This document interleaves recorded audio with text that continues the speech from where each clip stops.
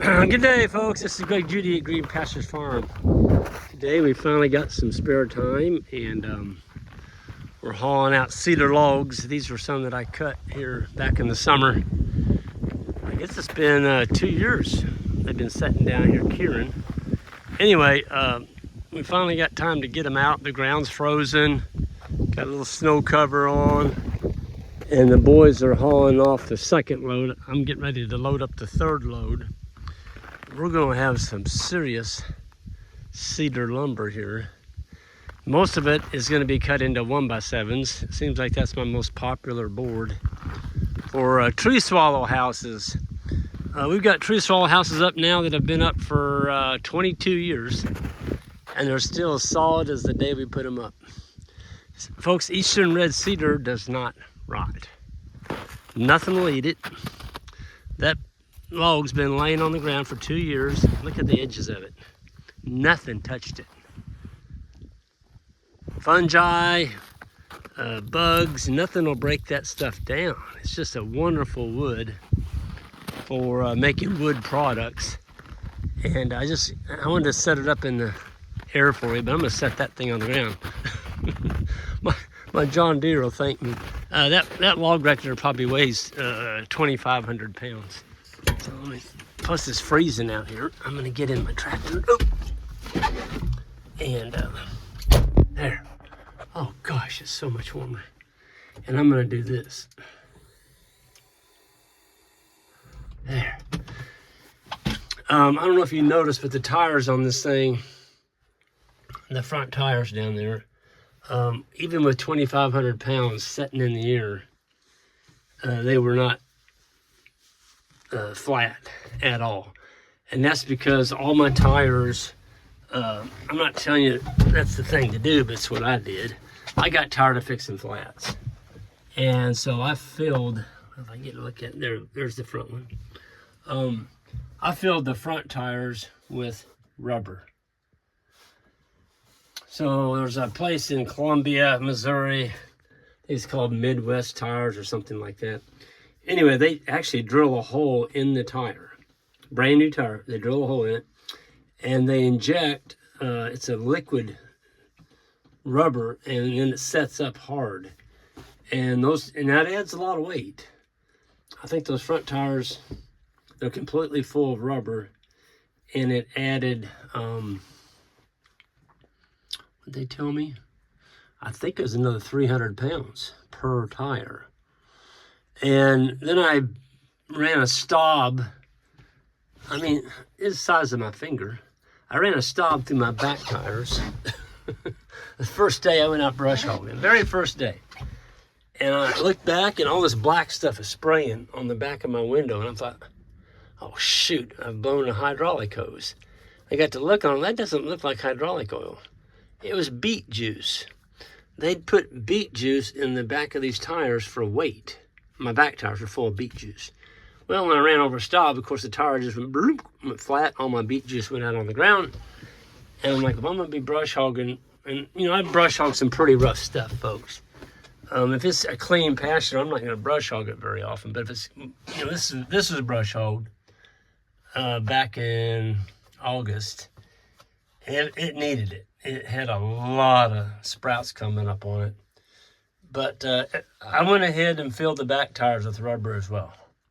That added another, I think it was 800 or 900 pounds per tire.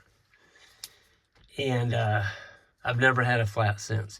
Now, when you get out on the road and you put it in road gear, you want to go idle. You don't want to go just straight out fast, because that is a lot of weight down there. They recommended you don't do that. But I wasn't going to fix any more flats.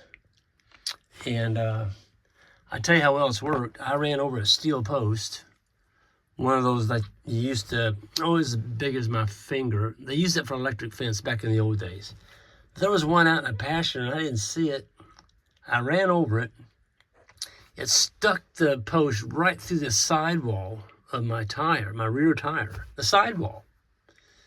And I could hear it just whack, whack as I'm driving. I'm like, what is that noise? I stopped and got out and looked. And there's a steel post, big as my finger, sticking out of the side of my tire. I just reached down and pulled it out, and went on brush hogging. It didn't hurt it a bit. And then I had another one. Actually, I looked up and had a guy out here doing some service work on the tractor. I'm ready to pull forward. He says, you want to stop right there. I'm like, why? I said, you got a deer rack. There was an 8-point rack, just one side, and there's 4 points stuck in this rear tire. I mean, right in the face of it. All 4 prongs were buried in my tire. He goes, oh gosh, he said, you've ruined that tire. He said, if I pull it out, your tire's going to go flat. I said, nah, just go ahead and yank it out. So he said, are you sure? And I'm like, yeah, take it out. So he reached up and got his feet against the tire, and it was all he could do. But he pulled that deer rack out of my tire. See, nothing happened, because the tire was full of rubber. So it is expensive. I don't know what it costs now, but it's a little bit pricey. But so is a tractor visit. When they come out to change that tire because you got a flat on it, that's a farm visit. And to get one fixed, they don't want you taking that tire off of that rim, off this tractor. They want to fix it on the tractor. So they've got the tools. They'll jack your tractor up, and they got all the air tools. They'll, zip it off and patch it. And I don't know what it would cost for a tractor this size, but I'm guessing it's going to be $500 to $600 for one visit. I bet it is. Maybe more than that. I don't know. Speaking of tractor size, folks, this is a 5075E John Deere. I'm going to get out of the wind. I'm going to show you the side of it. There it is, 5075E. And I tell you what, this has been a tool. I bet there's not another tractor on the face of the earth this size that's had as much wear as this one has. I mean, we've abused it. We've used it like a dozer, clearing brush. And back when Jacob was here, he cleared, I don't know how many silvo pastures with it. It's just a beast. Front wheel drive, it's got 4-wheel drive. And Jacob made this for me. Jacob was a blacksmith. Look at what he did. I mean, he put a grill on that thing. I had a John Deere guy out here, and he saw that grill, and he goes, where in the world did you get that? Because this tractor doesn't come with that, folks. It just comes with a little bar, a little bar up here. Well, if you're in brush, you're going to run a piece of brush through your grill and ruin your radiator. I've never had anything go through that. 3/8, it's half-inch. It's half-inch plate steel with expanded metal right here. So Jacob did a really good job. The grapples. I love these grapples. You can grab brush, you can grab logs, you can push brush, you can pick things up with. I gotta get back in there, it's freezing. Gosh. I don't know how George and them do it up in Minnesota. My gosh, the other morning George said it was 24 below and the wind wasn't blowing. It wasn't that bad outside. I'm like, 24 below, George, I'd freeze to death. Whew. Well, that wind's cranking out here today. And it's, I think the high today was going to be like 20. So you put a 20 to 30 mile an hour wind out there with 20 degrees temperature, it's nippy. Especially when you don't have any gloves on, and I don't even have my coat on. In this tractor, you can't wear a coat. It's just too hot. And it allows you to move better. You can move your levers better. But the 5075E, it's a great tractor. It really is. It's 75 horse. Back when I bought it in 2017, it was anything 75 horse and bigger. You had to buy, you had to get the one that had the diesel treatment. There's another tank on the side that you could put your diesel treatment in. Well, this one, 75 horse and below, you didn't have to do that. And I didn't want to be adding another thing you had to take care of and look for. So this one has a self-cleaning cycle that it goes through.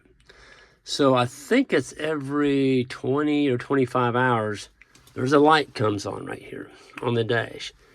And it cleans, what it does, you got to let it set there, and it goes into a cleaning mode, and it's burning all the carbon off your injectors on your diesel engine. It takes about 20 minutes. I have ran it if I'm not doing anything real strenuous, and I've kind of got by with it, but they say you're supposed to just let it set and let it go through the clean cycle. And you can smell it. It's burning the carbon that gets deposited on the injectors and such. But great little tractor. It's had a very hard life. We were burning brush piles with it last week, and these grapples, let me show you how they work. Start this booger up. I'm gonna let loose of that log.